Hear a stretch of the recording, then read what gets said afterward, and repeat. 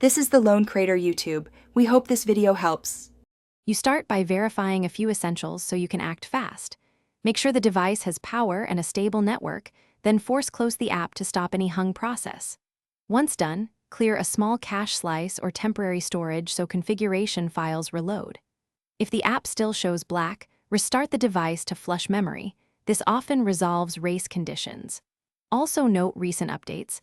Knowing the last change helps decide rollback or reinstall steps. Now you dig deeper to find the root cause.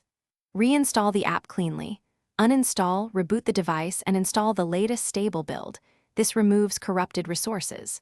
Next, inspect logs, use the device console or logcat and look for null pointer exceptions, rendering errors, or permission denials. Once you have errors, test an alternate account, enable safe mode, or try a different device to determine if the issue is environment, user data, or device-specific. Finish by applying the targeted fix based on findings. Adjust permissions, roll back a bad config, rebuild media assets, or update a broken API endpoint.